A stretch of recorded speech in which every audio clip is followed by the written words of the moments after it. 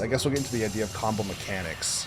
One of the most important things when you're trying to figure out a combo is understanding how canceling your aerials with the ground works, or how it or why it matters.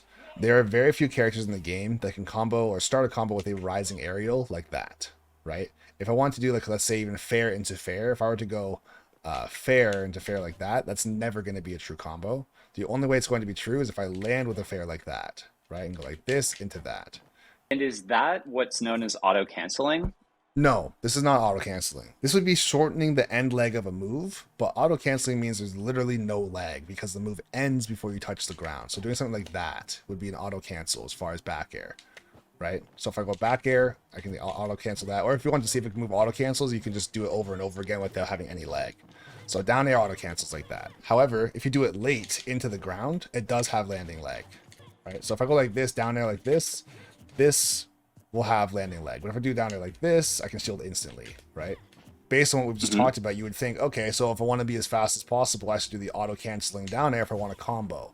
It's like, well, actually no. And the reason why is because although the move auto cancels, you're still trapped in the air. So you can't stop yourself from actually, you can't get out of that situation or that animation faster and then go and do what you want to do to follow up. So although the move auto cancels, the move will hit you much sooner, and I can't get to the ground in time. So although I technically don't have landing lag, I'm still in lag from the move. So if I were to go like Oh, this, okay. after the swing finishes, I'm still in the air and I have to get down, right? Hmm. So if I were to go like this, then like try and go like that, that's not going to be true. Down there like this into fair, that would be true. That into that would be true. But rising into rising would not be true.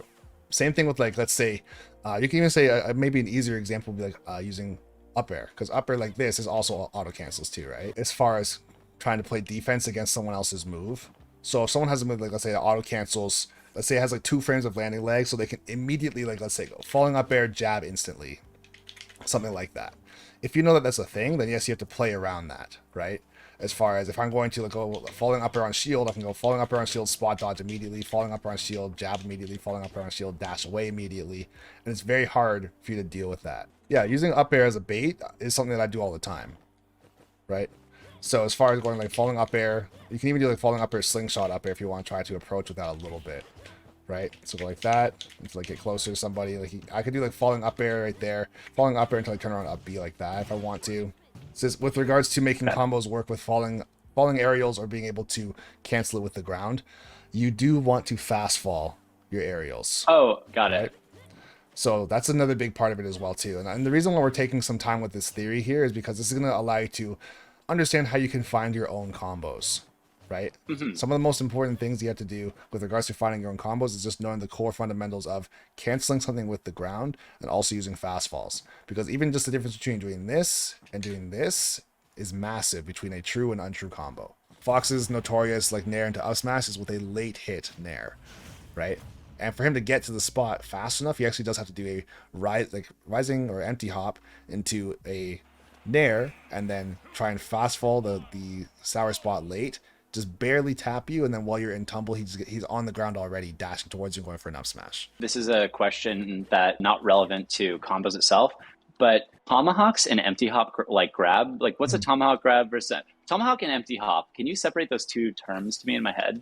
Sure. So a tomahawk is just a fancier way of saying an empty hop grab.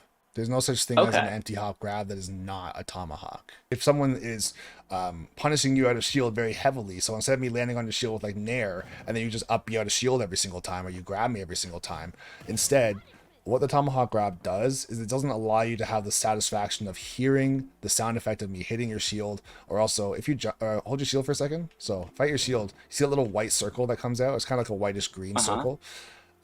That's also a visual cue for the opponent to be like, okay, he's actually hitting my shield, I can up B out of shield, or out smash out of shield, or grab out of shield, right?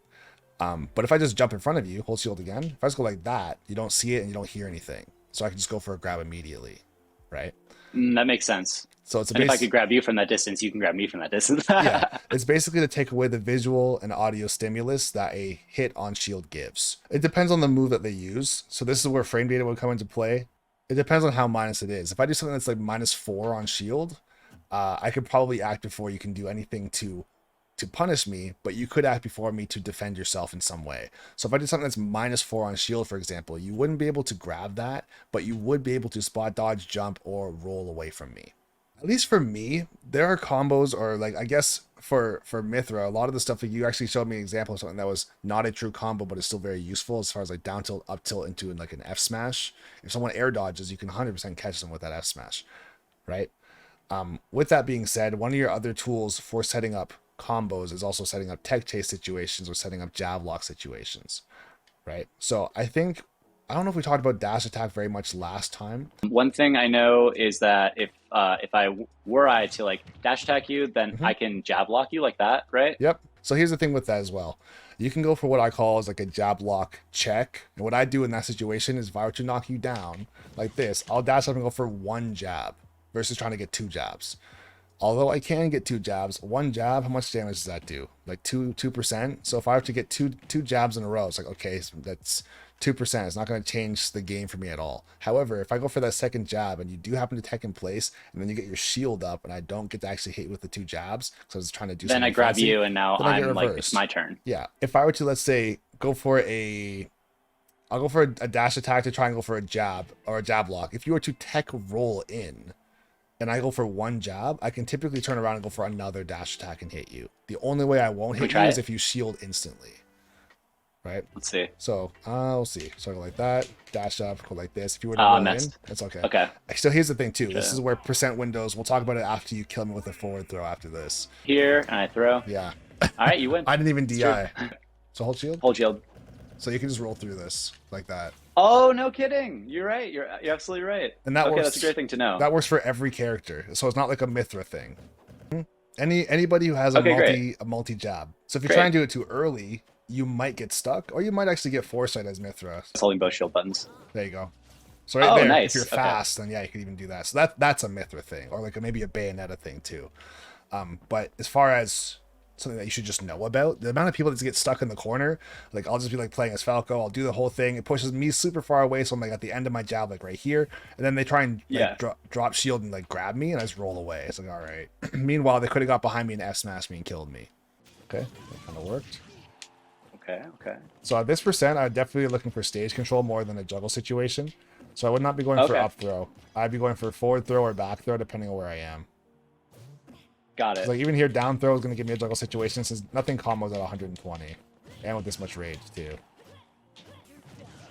Couldn't remember. You do a good job of cataloging what I tried last. Oh, you bait. Oh, sad. I was gonna say, with that lightning buster too, this is a move that I feel like people got to use way more. This move is so stupid, bro. Like the fact that the hitbox is gigantic behind is ridiculous, and you're not always going to get it like very heavily charged, but if you have a read, like let's say for an air dodge or a roll in or like a get up attack, and you throw out that charged lightning buster, even if you get it like 70 or 80% charged, it does like 30 damage, which is insane for Mithra. It's one move that does 30 damage, and if they're close, you can suck them in from behind. Yeah, and it'll if they're kill above, too. if they're trying to like jump over you and they're really low, you can probably catch them with those like hitboxes on the top. All right, let's do this. Oops, I'm trolling. No, he's nice. He's got reads.